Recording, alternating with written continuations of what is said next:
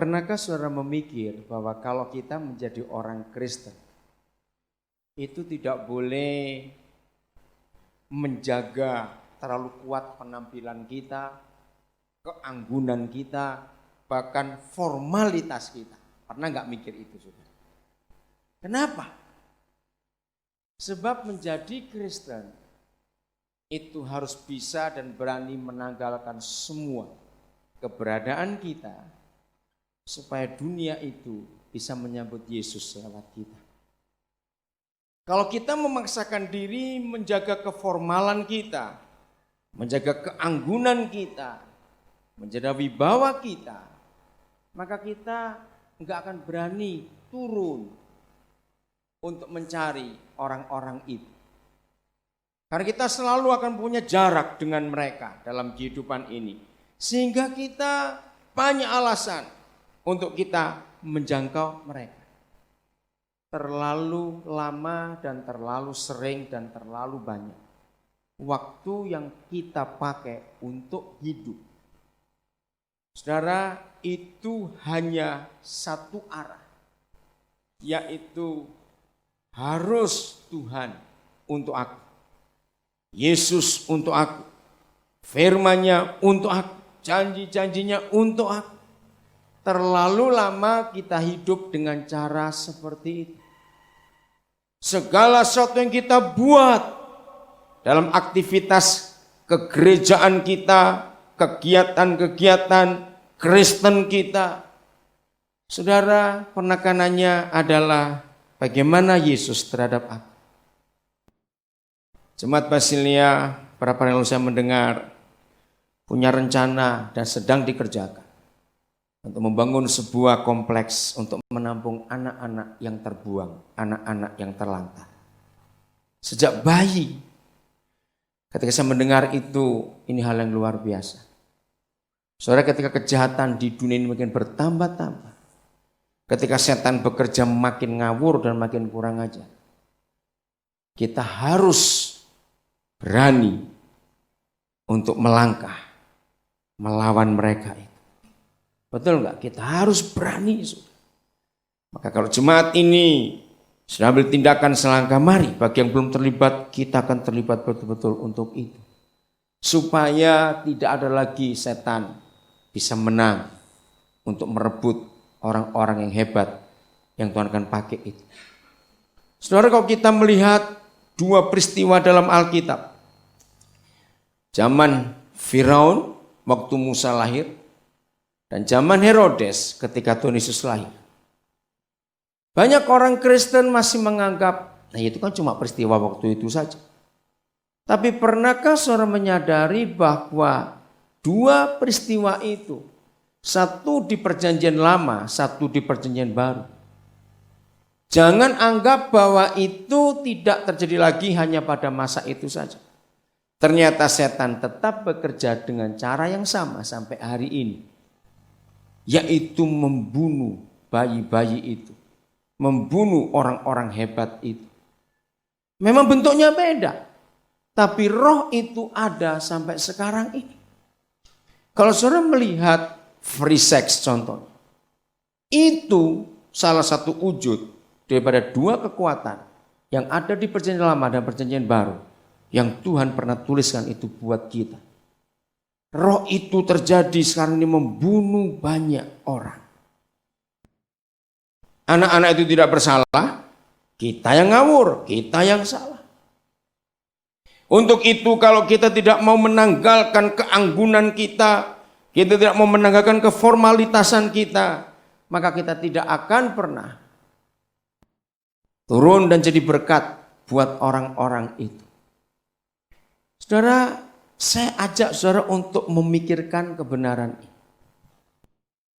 Kiranya bagi yang baru pertama kali mengetahui ini, mari dengan rendah hati kita menerimanya.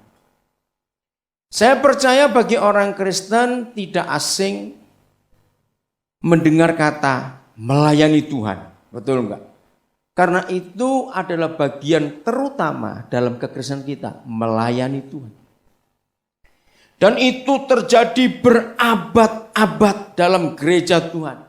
Semua diarahkan kepada ayo melayani Tuhan. Ayo melayani Tuhan. Tidak salah. Perhatikan, tidak salah. Tetapi itu menjadi salah apabila kata melayani Tuhan diarahkan kepada Yesus nih. Mungkin saudara kaget. Loh, bagaimana melayani Tuhan kok enggak diarahkan kepada Tuhannya? Ya, saya percaya saudara pasti terkejut kalau saudara pertama kali mendengar kalimat ini. Saya ulangi lagi supaya saudara berpikir dengan baik. Ternyata melayani Tuhan yang selama ini semua gereja di dunia pasti menjadikan itu prioritas dalam seluruh aktivitas kegerejaannya. Ternyata melayani Tuhan itu tidak ditujukan kepada Tuhan. Dia enggak mau.